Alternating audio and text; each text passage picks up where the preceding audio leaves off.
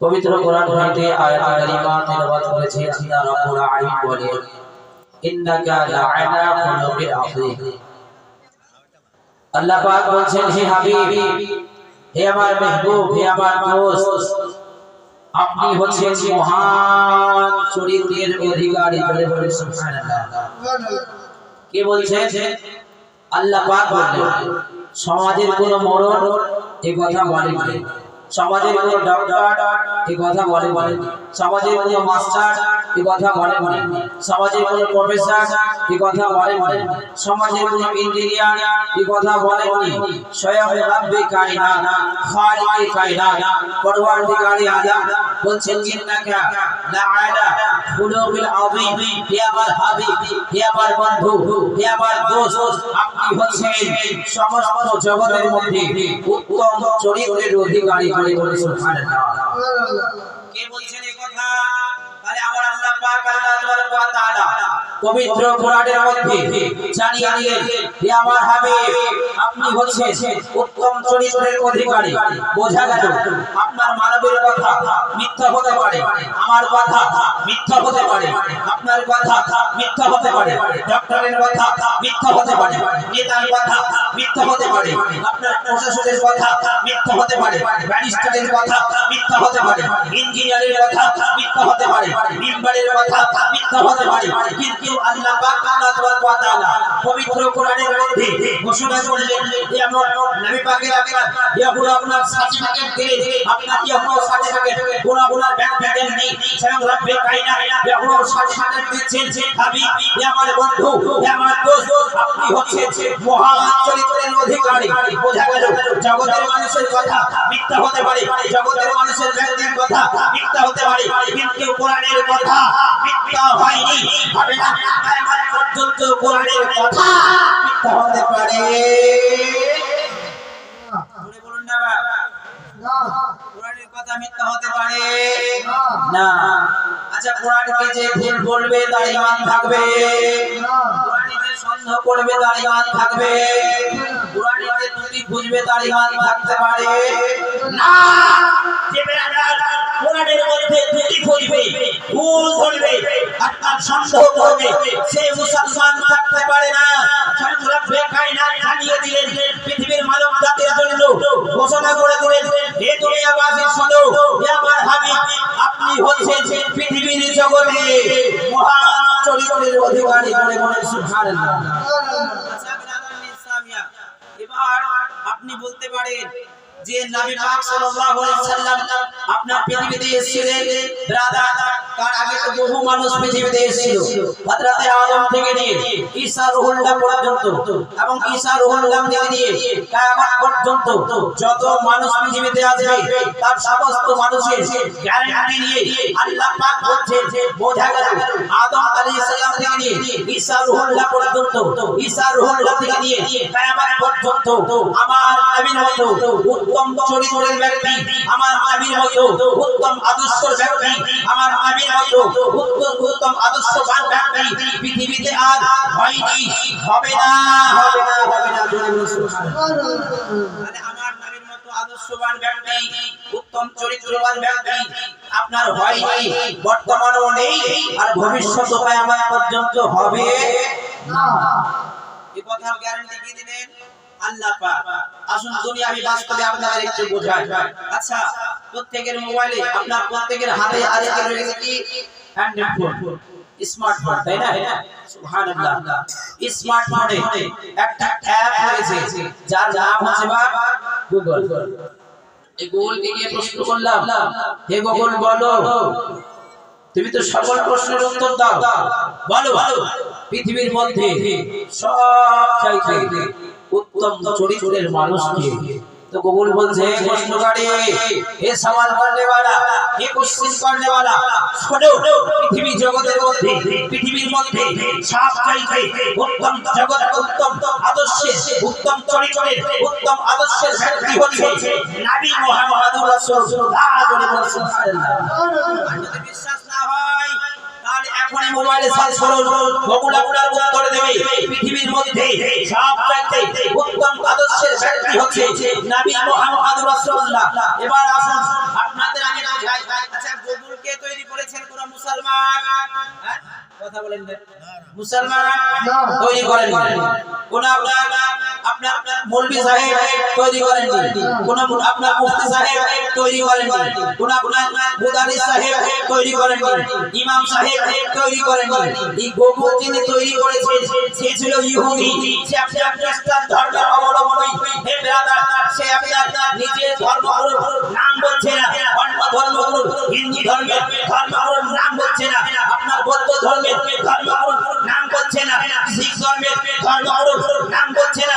পৃথিবীতে প্রায় 4000 অধিক ধর্ম রয়েছে, কোন ধর্মগুরুর নাম বলছে না। তিনি বলছেন যে পৃথিবীর মধ্যে উত্তম আদর্শবান, পৃথিবীর মধ্যে সবথেকে উত্তম আদর্শবান ব্যক্তি হচ্ছে নবী মুহাম্মদ রাসূলুল্লাহ। আচ্ছা বিরাদার, এবার কারো নিকটে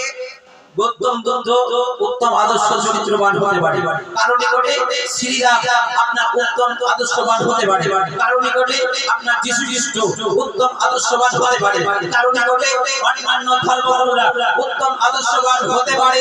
কিন্তু আমরা যেন আপনার ইসলাম ধর্মের ব্যক্তি, আমরা ইসলামকে মানি, ইসলামকে ফলো করি, কোরআনকে মানি, কোরআনকে ফলো করি, তাহলে আমরা প্রশ্ন করলাম, হে কোরআন বলো, পৃথিবীতে বহু মনীষী রয়েছে, পৃথিবীতে বহু আপনার বিজ্ঞান মানুষ রয়েছে, পৃথিবীতে বহু গবেষক রয়েছে, পৃথিবীতে বড় জ্ঞানী মানুষ রয়েছে, বলো কার আদর্শ ফলো করব?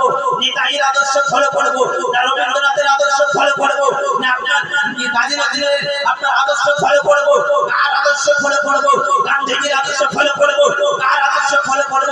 তো কোরআন বলছে এই প্রশ্নকারী এক প্রশ্নকারীওয়ালা শোনো, ইন্নাকা লাআলা খুলুকুল আযীম, তোমাদের মধ্যে মানব জাতির মধ্যে সবচাইতে উত্তম চরিত্রবান, সবচাইতে উত্তম আদর্শ ব্যক্তি হচ্ছে নবী মুহাম্মদ রাসূলুল্লাহ। এবার আসুন একটু বিরাদার হাদিসে পাকের মধ্যে যাই।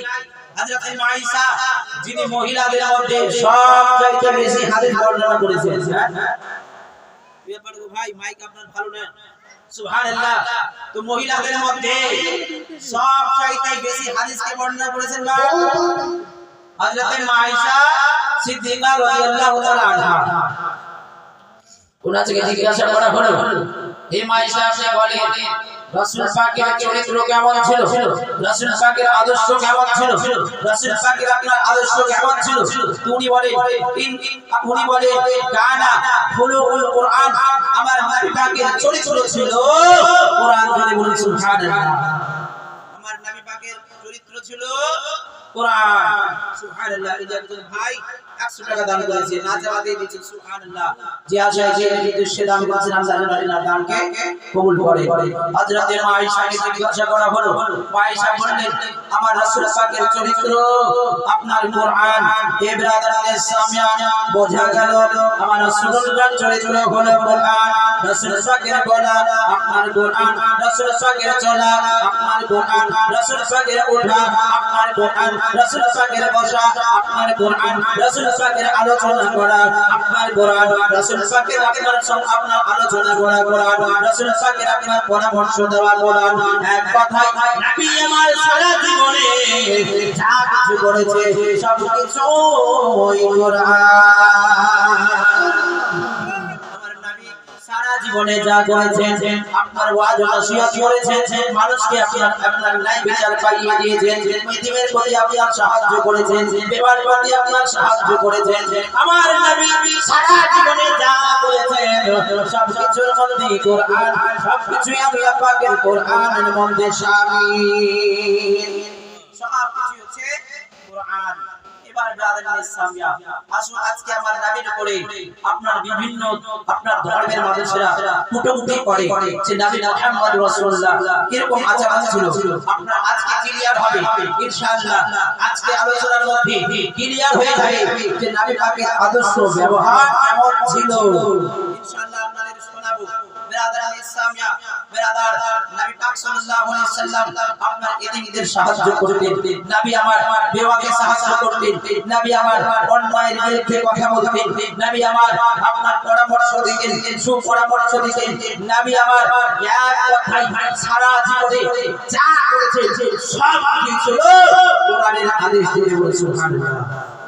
আপনার বেরাদার ইসলামিয়া নবী পাক সাল্লাল্লাহু আলাইহি সাল্লাম যখন মক্কার বুকে ইসলাম প্রচার শুরু করলেন তো বহু বেদেনীরা, বহু অমুসলিম নবী পাকের সুন্দর আদর্শ দেখে কলমা পড়ে পড়ে মুসলমান হয়ে গেলেন।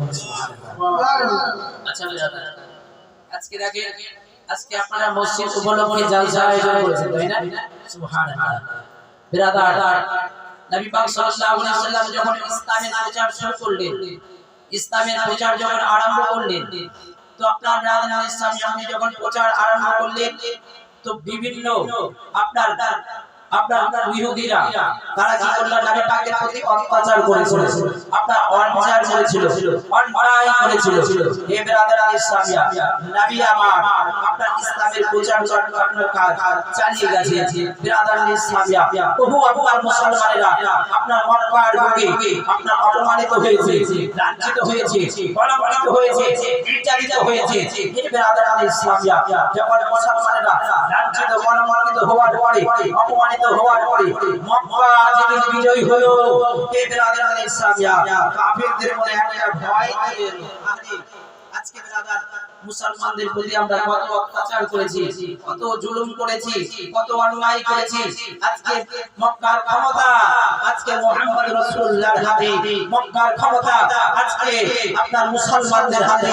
আজকে হয়তো অন্যায়ের বদলে অন্যায় হবে, মারের বদলে মার হবে, অপমানের বদলে অপমান হবে, মারারের বদলে মারার হবে, হত্যার বদলে হত্যা হবে। এই বেরাদার ইসলামিয়া বর্তমানে একদল ক্ষমতায় আছে, তাই না? সুবহানাল্লাহ। তো একদল ক্ষমতায় আছে, আরেকদল বলছে আর আমরা কাছে ক্ষমতায় আছি, তোমাদের দেখাবো 12টা বাজিয়ে দেব। ইশারায় বললাম বুঝে নেবেন। তো একদল ক্ষমতায় রয়েছে, আরেকদল বলছে ক্ষমতায় আসতে দে, তোমাদের 12টা বাজাবো। দেখেন নবী পাকের আদর্শ কেমন ছিল, যখন মদিনা আপনার মক্কার ক্ষমতা মুস্তাফার হাতে এলো, আপনার বেরাদার ইসলামিয়া আপনার তখন ইহুদিরা আপনার ভাবতে